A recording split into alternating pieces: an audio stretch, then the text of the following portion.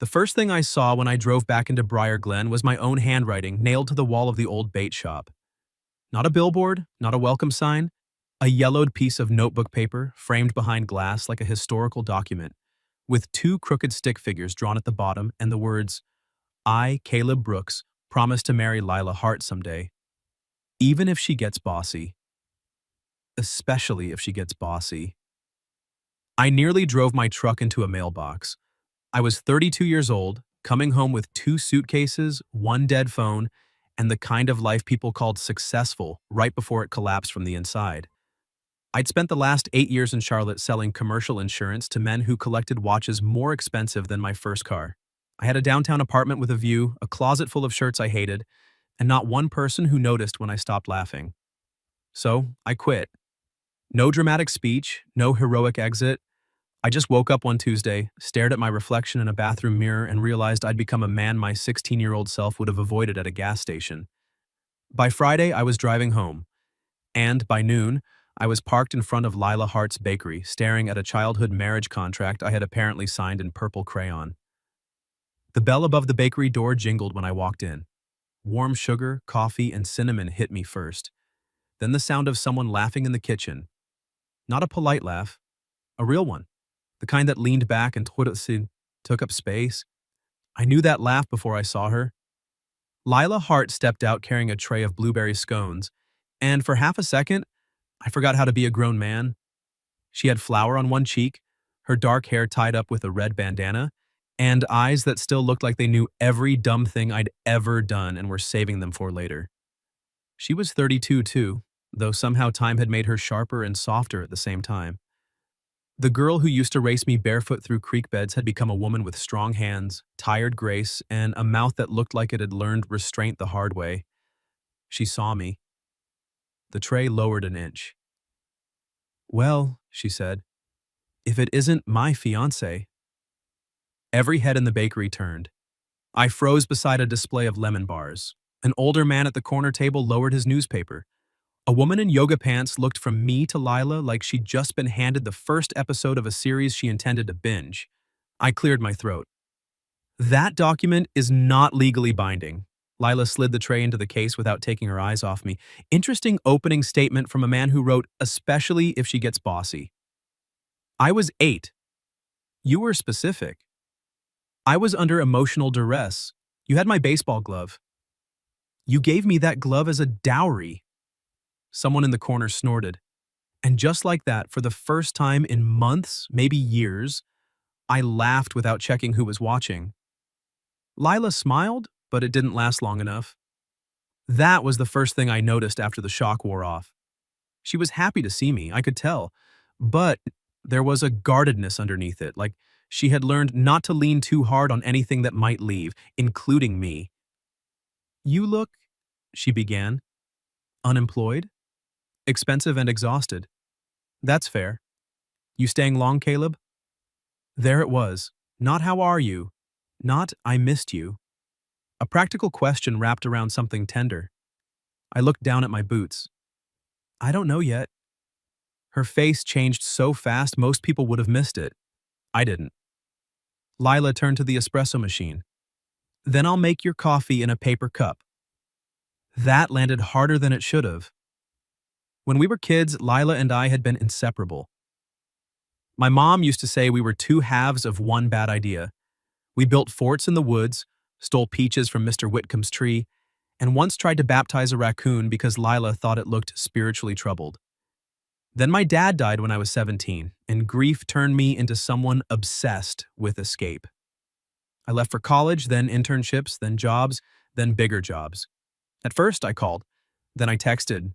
Then I became one of those people who said, we should catch up soon, like soon was a place you could visit. Lila stayed. She took over her grandmother's bakery, cared for her mother during cancer treatments, and became the kind of woman people depended on. The kind I used to depend on before I mistook leaving for becoming. She set the coffee in front of me. Paper cup, black 2 sugars, she remembered. I wrapped my hand around it. You still know my order.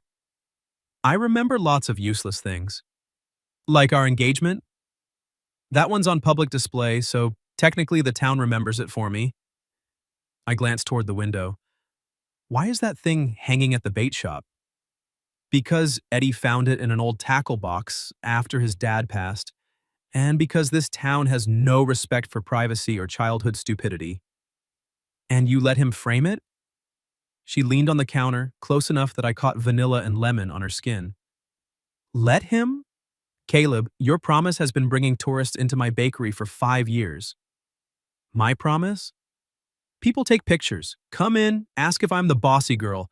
I sell them scones. Honestly, you've been a decent business partner. I smiled. Do I get royalties? You abandoned your stake. The word abandoned slipped between us and changed the air. Lila looked away first. I wanted to say something clean and easy. I wanted to say I was sorry in a way that would erase 15 years of birthdays missed and calls unanswered. But apologies were not magic. I knew that now. So I said, I was wrong to disappear. Her fingers stilled on the counter. The bakery quieted in that subtle, small-town way where everyone pretends not to listen and fails professionally. Lila's eyes came back to mine. You didn't disappear. You sent Christmas cards with printed signatures. I winced. That's worse. It was impressive, actually. Nothing says deep personal connection like embossed snowflakes. I deserve that. You deserve more, but I'm working. A line formed behind me, giving us both an excuse. I stepped aside and watched her move through customers with easy warmth. She knew everyone's name, their orders, their troubles. She teased a retired teacher about flirting with the pharmacist. She slipped an extra muffin into a paper bag for a teenage boy and told him not to tell his mother. She belonged here in a way I never had, or maybe in a way I'd been too scared to. And watching her, I felt something old wake up. Not nostalgia, that was too small. It was the pull I used to feel when she grabbed my wrist and said, "Come on, Caleb," like the world was waiting and I was taking too long. When the rush eased, I was still there. Lila lifted an eyebrow. You planning to haunt the pastry case all day? I was thinking about buying a scone. Big spender. And asking you to dinner. The words came out before I could polish them into something safer. Her hand paused over the register. The room noticed again. Of course it did. A fork actually stopped halfway to someone's mouth. Lila's expression didn't soften. If anything, it sharpened. Dinner, she repeated. Yes. With me. That's usually how asking works. After 15 years of paper cup friendship, I'm trying to upgrade to ceramic. That almost got her. One corner of her mouth betrayed her before she caught it. Then she walked around the counter, untied her apron, and stopped in front of me. We were close now. Too close for the town not to inhale as one body. She looked up at me, and for a second, I saw the girl from the creek daring me to jump from the high rock first. You remember what you promised me when we were 8? She asked. To marry you even if you got bossy. Especially. Especially, I corrected. Her eyes held mine. Then prove you meant it. My pulse kicked once, hard. How? Lila took my coffee from my hand, poured it into a ceramic mug, and set it on the nearest table. Then she pointed to the empty chair across from it. Stay, she said. Not forever, not yet. Just through one cup of coffee. No phone. No escape plan. No pretending you came back by accident. She leaned closer, her voice low enough that only I could hear. And if you can tell me the truth about why you really came home, Caleb Brooks, maybe I'll let you ask me to dinner again. I sat. It should not have felt like a grand romantic gesture, lowering myself into a wooden chair in a bakery at 1 in the afternoon. But Lila watched me do it like I'd stepped onto a bridge between who I'd been and who I might still become. She took the chair across from me. The whole bakery pretended not to care so aggressively that Mrs. Bellamy knocked over a spoon jar. Lila folded her hands around her own mug. Start talking. Right here? You afraid of witnesses? I'm afraid of your customers live commentating my emotional collapse. They'll be respectful. From the corner, Eddie called, No, we won't. Lila didn't look away from me. Ignore Eddie, he peaked in 1987. I heard that. You were meant to, I laughed, and some of the tightness in my chest loosened. Then Lila waited. That was always her most dangerous skill. She could outwait anyone, teachers, parents, weather, me, especially me. I stared into my coffee. I came home because I hated my life. Her expression changed. Not softened exactly, focused. I had everything I thought I was supposed to want, I said. Good job, good apartment, nice suits, people calling me dependable because I answered emails at midnight. And every morning I woke up feeling like I'd been cast in a role I didn't audition for. Lila's thumb moved slowly along the side of her mug. I kept telling myself it was normal, I continued being. That being tired all the time was just adulthood.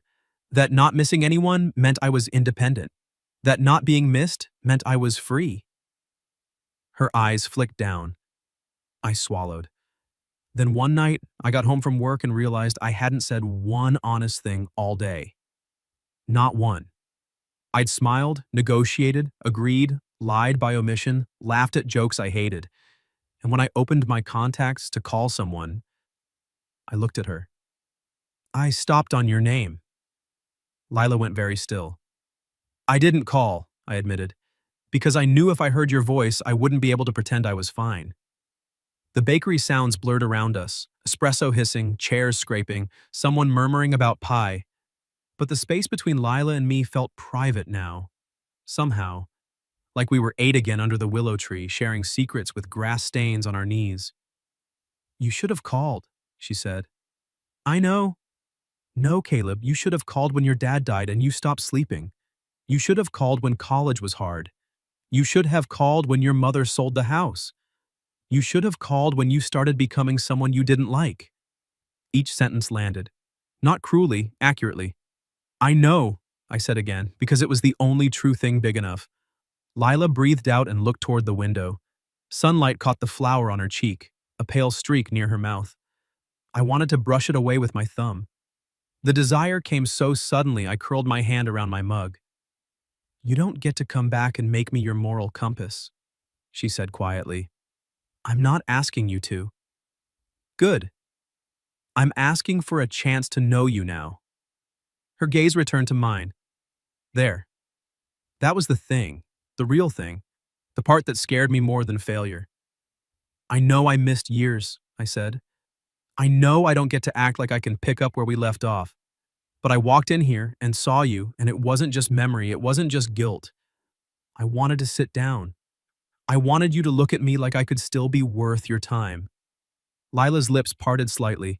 Then Eddie whispered loudly, Lord, that was decent. She turned her head. Eddie? He raised both hands, respectfully observing. Lila stood so fast her chair scraped. Come on, I blinked. Did I fail? You passed round 1. There are rounds? You think proving a lifelong marriage promise is a single interview process? She grabbed 2 wrapped sandwiches from the display case and tossed one at me. I caught it against my chest. Where are we going? I asked. On your upgraded dinner? It's 1:15. Then it's lunch, genius. She flipped the bakery sign to back in 20 and called to a girl in the kitchen, Mara, you're in charge. Don't let Eddie start rumors. Mara stuck her head out. Too late. Lila ignored that and pushed through the door. I followed her into the warm afternoon feeling absurdly like I'd been chosen.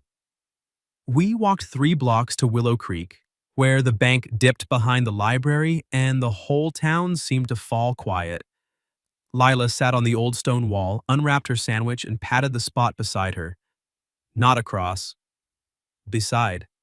I sat close enough that our shoulders almost touched, close enough to smell sugar in her hair and feel the heat of her arm through my sleeve. For a while, we ate without speaking. Then, Lila nudged my knee with hers. You're staring at the creek. The creek is to your left. I'm appreciating the whole view. She shook her head, but her cheeks warmed. Careful, Brooks. Flattery from a man in expensive shoes can't be trusted. I quit the job. The shoes are unemployed too. Tragic. Do they need a support group? They're hoping a baker takes pity on them. That depends. Can they knead dough? I can learn. She studied me, teasing, fading into something more dangerous. Hope, maybe. Or the fear of it. You mean that? She asked. I looked at her hands, strong and capable, a small burn near her wrist. Flour caught beneath one fingernail. Hands that had built a life while mine had signed contracts. I mean, I don't want to run this time. The breeze lifted a loose strand of hair across her cheek. This time, I didn't stop myself. Slowly, giving her every chance to move away, I was reached out and brushed it back. My fingers grazed her temple. Lila's breath caught, the whole world seemed to narrow to that one soft sound. Her eyes lifted to mine, and suddenly we weren't joking. We weren't kids. We weren't the promise on the bait shop wall. We were a man and a woman sitting too close by the creek, remembering everything and discovering something new. Caleb, she whispered. Yeah? If you hurt me again, I'll make it educational. A laugh broke out of me, low and helpless. That is the most romantic threat I've ever received. I'm serious. I know. My hand was still near her face. She didn't pull away. I'm not asking you to trust me today, I said. Just don't decide I'm already gone. Her eyes shone, though she rolled them like that might hide it. You always did make unfair requests. Then she leaned in and pressed her forehead to my shoulder. It was not a kiss. Somehow, it felt more intimate. I sat frozen for one heartbeat, then another. Then I wrapped my arm carefully around her back. She fit there. Not like memory, like home. For 20 quiet seconds, Lila Hart let me hold her beside Willow Creek. Then she pulled back, wiped one eye with the heel of her hand and pointed at me. This does not mean you get dinner automatically. No? No, round 2 begins tonight. What's round 2? She smiled then, slow and wicked, and it hit me harder than any kiss could have. You're helping me bake for the Founders Day rush, she said. 4 a.m. If you show up late, our engagement is off. We're engaged again? Provisionally. I grinned. Does provisional include hand-holding? She stood, dusted crumbs from her jeans, and held out her hand. Only on the walk back, she said. Don't get arrogant. I took her hand. Her fingers slid between mine like they remembered the way. At 3:47 the next morning, I stood outside Heart and Hearth Bakery with wet hair, 2 coffees, and the nervous energy of a man arriving for a first date disguised as manual labor. The town was dark except for the bakery windows, glowing gold against the empty street. Lila opened the door before I could knock. She wore leggings, an oversized sweatshirt, and a sleepy scowl that did absolutely nothing to make her less beautiful. You're early, she said. I was afraid of losing my provisional status. Her gaze dropped to the coffees. Bribery? Preparedness. What's mine? Lavender latte, oat milk, 1 pump vanilla. She took it slowly. You remember that? I asked Mara yesterday. Lila stared at me. I shifted. That felt more honest than pretending. A smile tugged at her mouth. That answer gets you inside. The bakery before dawn was a different world. Quiet, warm, intimate. No customers, no town gossip. Just steel counters, sacks of flour, and Lila moving through the kitchen like she belonged to every inch of it. She handed me an apron. It was pink and said, Whisk Taker. I held it up. This feels targeted. It was the only one left. There are 6 black aprons on that hook. Only one left. I tied it on. Lila's eyes traveled over me, and for the first time since I'd come home, she looked at me without guarding the look, like she was allowing herself one small greedy second. My pulse noticed. She cleared her throat. Wash your hands, city boy.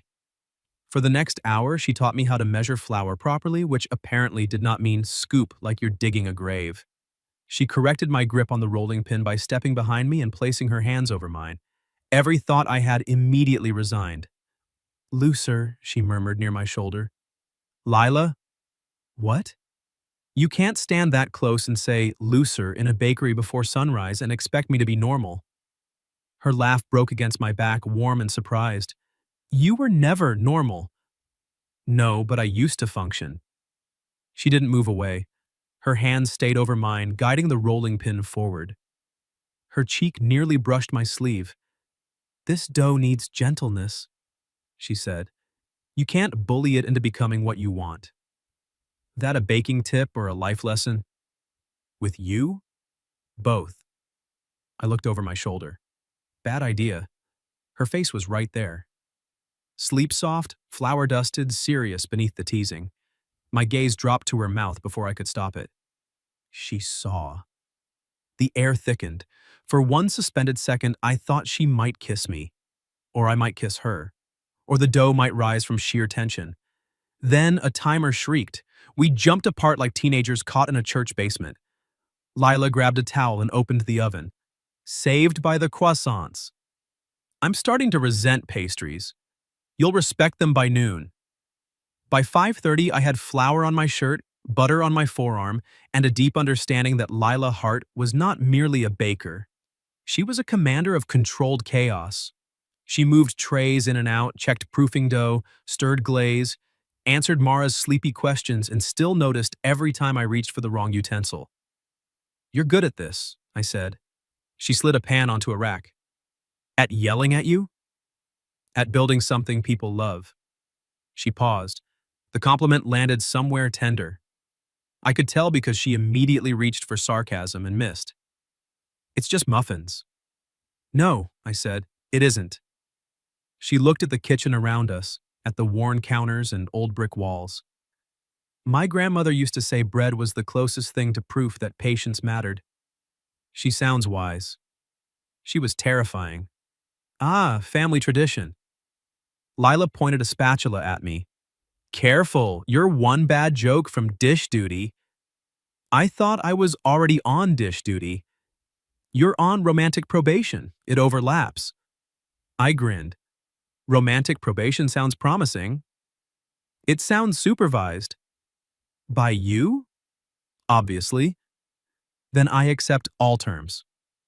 Her expression shifted again, that reluctant warmth blooming before she could stop it. At 6, while the first pink light touched the windows, we sat on overturned flower buckets and split a cinnamon roll too ugly for the display case. Lila tore off a piece and held it out to me. I leaned forward and took it from her fingers. Her eyes darkened. Neither of us spoke while I chewed, which was ridiculous because it was cinnamon and sugar, not a vow. But her thumb had brushed my lower lip, and suddenly, every inch of space between us had meaning. You have icing, she said softly. Where? She reached out, then stopped. You're going to make this difficult. I was hoping. Her thumb touched the corner of my mouth. Gentle. Careful. I caught her wrist, not to stop her, just to keep her there. Lila, I said, my voice rough. Her gaze lifted. This time there was no timer, no customers, no Eddie. Just her wrist in my hand and my heart behaving like it had been waiting 15 years to make one simple decision. I want to kiss you, I said. Not because of the promise, not because of who we were, because of who you are right now. Her breath trembled, and then she whispered, Prove it. So I did. I kissed her slowly, giving her time to change her mind. She didn't.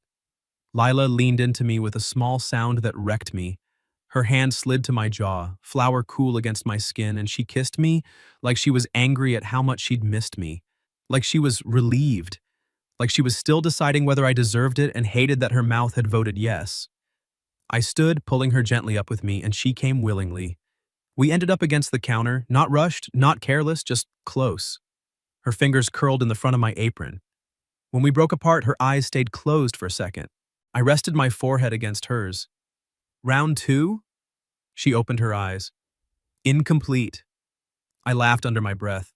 Harsh. I need more data. I'm available for further study. Her smile was soft enough to hurt. That's what I'm afraid of. Before I could answer, my phone buzzed on the counter. I ignored it. It buzzed again. Lila glanced down. The screen lit with a name from my old office. Grant Voss. You can get that, she said, too lightly. No. Caleb? I picked up the phone, turned it off, and set it face down. Her eyes searched mine. What if it's important? It probably is. I took her hand. But not more important than this. She looked at our joined fingers as if she didn't trust them not to vanish. Then she squeezed once. Good answer, she said. By 7, the front door opened and Founder's Day swallowed us whole. But every time Lila passed behind me, her hand skimmed my back. Every time I looked up, I caught her smiling before she pretended not to. And when Mara arrived fully awake, took one look at us and said, "Oh, finally!" Lila threw a dish towel at her. At 9, Lila slid a box of pastries into my hands. Delivery? Town hall, don't drop them. Yes, ma'am. She leaned closer, voice low. And Caleb? Yeah? Her fingers brushed the knot of my ridiculous pink apron. If you come back after the delivery instead of disappearing, I'll consider dinner. I bent and kissed her cheek, right at the edge of her smile. I'm coming back, I said. This time, I meant it before she asked me to prove it. Town hall was 6 blocks away. It took me 40 minutes. Not because I got lost. Because Briar Glen had apparently formed a committee dedicated to stopping me every 12 feet and asking whether Lila had accepted my proposal yet. By the time I delivered the pastries, smiled through 3 versions of We Always Knew, and escaped Mayor Finch's attempt to recruit me for the dunk tank, my phone had revived itself in my pocket. 12 missed calls, all from Grant Voss. I stood on the town hall steps with an empty pastry box in my hand and the kind of dread that belonged to my old life. The one with glass conference rooms and quarterly projections and men who said family like it was a weakness. I called back. Grant answered on the first ring. Brooks, finally. Good morning to you too. Where the hell are you? Briar Glen. A pause. That's not funny. It wasn't a joke. You walked out during renewal season. Do you understand the hole you left? I looked across the square. The Founder's Day banners fluttered between lampposts. A kid chased bubbles near the fountain. The bakery windows glowed on the corner, and through them, I could just make out Lila moving behind the counter, my chest eased. Grant, I resigned. You had a bad week. We all have bad weeks. Come back Monday. We'll talk title bump, retention bonus, whatever you need. A month ago, those words would have hooked into me. Title, bonus, need. Now they sounded like someone offering me a more comfortable cage. I'm not coming back Monday. Don't be stupid. This little hometown crisis won't last. I gripped the box tighter. It isn't a crisis, I said. It's my life. Grant laughed once, sharp. Your life is here. I looked at Lila again. She leaned over the counter, laughing at something Mara said. Flour in her hair, sunlight on her face. No, I said quietly. It never was. I ended the call before he could answer. Then I stood there, breathing like I just set down something heavy. When I got back to the bakery, the morning rush had become controlled disaster. Lila was ringing up customers with one hand and boxing muffins with the other. She spotted me over the crowd. Her face changed. Not much, just enough. Relief. It hit me harder than any kiss had. I lifted the empty box like proof. She rolled her eyes, but her smile stayed. For the next 3 hours, I worked wherever she pointed. I poured coffee badly. I restocked napkins with excessive seriousness. I told Eddie he could not pay for a cherry turnover with fishing advice. Lila watched me from behind the counter, amused and careful and bright. At noon, she grabbed my wrist and pulled me into the back kitchen. The door swung shut behind us, muffling the noise. Did you turn your phone off again? She asked. No. Did you answer him? I blinked. You saw the calls? I saw your face when you came back. There was no accusation in her voice. That made it worse. I leaned against the prep table. Grant offered me more money to return. Her shoulders went still. And? And I told him no. She searched my face like she was looking for the trapdoor. Because of me? She asked. I stepped closer. Because of me first? Her throat moved. And because when I imagined leaving again, I said, the worst part wasn't the drive. It was picturing you standing behind that counter pretending you didn't care. Her eyes shone, but her chin lifted. I'm very good at pretending. I know, I hate it. Caleb, I don't have a 5-year plan, I said. I don't have a perfect speech. I have 2 suitcases at my mom's old neighbor's garage apartment and 1 pair of extremely judged shoes. but I know I want to stay long enough to become someone you don't have to brace yourself against. The kitchen was warm around us, smelling of yeast and sugar. Lila looked down at my hands. You keep saying things like that. I keep meaning them. That's inconvenient. I smiled faintly. For your probation system? For my heart, idiot. The words came out so softly I almost missed them. Then I didn't. I reached for her, slow enough to let her stop me. She didn't. My hands settled at her waist, and hers came to my chest, fingers curling in my shirt. You still have to ask me to dinner properly, she whispered. Lila Hart, I said, will you have dinner with me tonight? Not as a test, not as a childhood joke, but because I am wildly, embarrassingly interested in the woman who threatens me with baked goods and emotional accountability. Her laugh trembled. That was nearly proper. Nearly? You said wildly. I can downgrade to moderately. Don't you dare. I bent my head. She met me halfway. This kiss was different from the first. Less surprise, more choice. Her arms slid around my neck and mine tightened at her waist, and for a few seconds the bakery could have burned down around us, and I would have asked the flames to wait. When she pulled back, her cheeks were flushed. Dinner, she said. 7, pick me up. From here? From my place. My eyebrows rose. I've been promoted to knowing where you live? You already know where I live. I bought my grandmother's house. The blue one on Alder Street? Still blue, less haunted. I liked the haunted part. You liked being scared because I held your hand. I was 8. You were transparent. I brushed my thumb over her waist and she didn't move away. I still am. That made her quiet. Mara knocked once on the kitchen door and opened it immediately, proving the knock had been ceremonial. Sorry to interrupt whatever this very heterosexual flower situation is, but there's a line and Eddie is explaining your engagement to tourists. Lila closed her eyes. I'm going to put him in a pie. Savory or sweet? I asked. She pointed at me. Don't encourage me. But she was smiling when she went back out. At 7, I stood on the porch of the blue house on Alder Street with wildflowers from the grocery store and a shirt Mara had informed me was less insurance salesman, more emotionally available. Lila opened the door in a green sundress. I forgot the flowers had a function. She looked down at them, then back at me. Are those for me, or are you threatening my porch? You look beautiful. Her teasing expression faltered. That was the thing about Lila.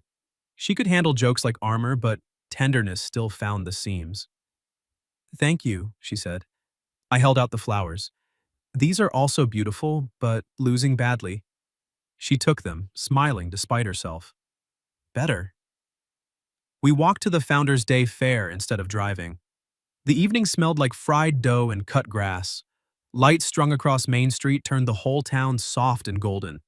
We shared kettle corn, argued over ring toss strategy, and slow danced near the gazebo to a local band murdering old love songs with great enthusiasm. Lila fit against me like she had at the creek, but this time she didn't pretend it was accidental. Her cheek rested near my collarbone. My hand held hers over my heart. I missed you, she said, so quietly the music almost swallowed it. I closed my eyes. There it was, the thing I didn't deserve and wanted anyway. I missed you too, I said. I just didn't let myself know it. That sounds exactly like something a man would say after wasting 15 years. I'm trying to become less stupid. You have a long road. Will you walk some of it with me? She lifted her head. The colored lights reflected in her eyes. Some, she said. Not all. Not yet. Some is my favorite distance. Her smile turned soft.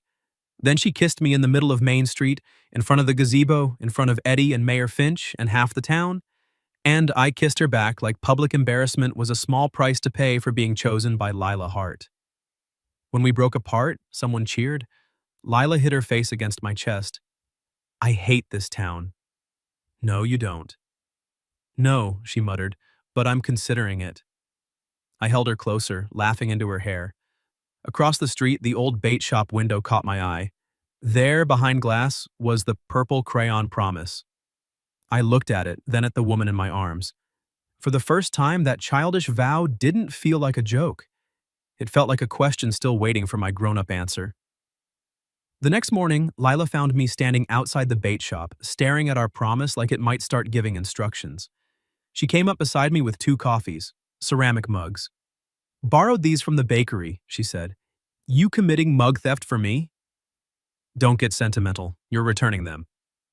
I took mine, smiling. "Yes, boss." "Careful.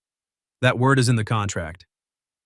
We stood shoulder to shoulder in front of the framed paper. The purple crayon had faded. The stick figure version of me had hair like a lightning strike. Stick figure Lila wore what looked like a crown, though she claimed it was just realistic self-awareness. "I can't believe Eddie put this up," I said. "I can't believe you spelled especially right at 8. I was serious about my vows. She glanced at me. "Were you?" The question was gentle, but it reached deep.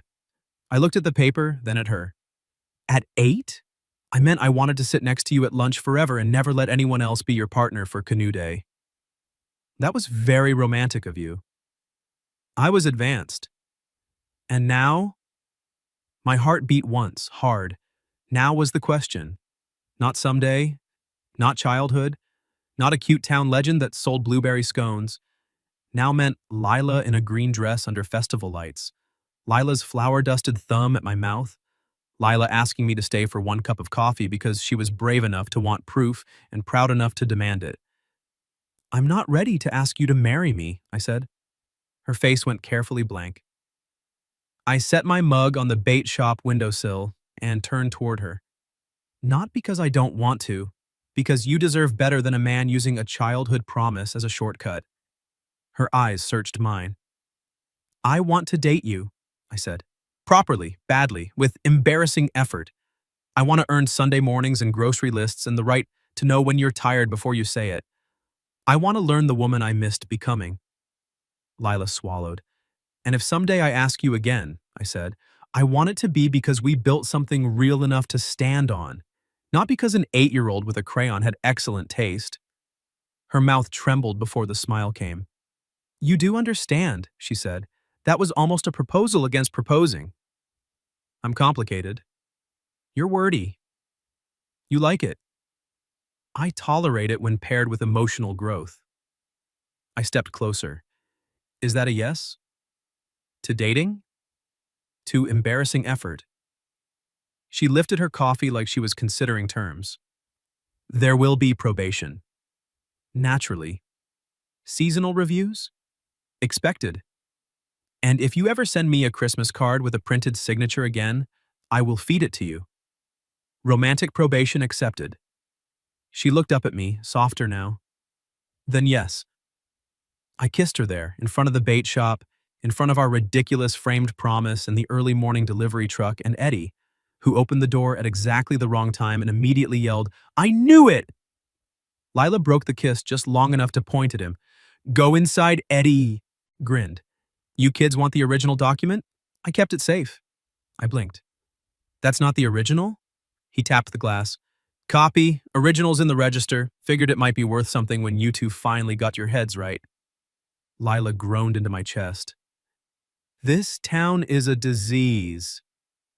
I laughed and held her while Eddie disappeared inside. That afternoon, I rented the apartment over the hardware store. It had uneven floors, stubborn pipes, and a view of Heart and Hearth's back door. Lila called it strategically clingy. I called it convenient. I found part-time work helping Mr. Alvarez restore old houses, which turned out to be satisfying in a way spreadsheets had never been. At night, I helped Lila close the bakery. Some evenings, we ate takeout on flour buckets. Some nights, we argued about music while washing pans. Sometimes, she kissed me against the walk-in cooler and told me I was still on probation, which made me highly motivated to improve. We didn't become perfect. I panicked the first time Grant called again and offered me a regional director position. Lila found me on the bakery steps with my phone in my hand and old fear in my throat.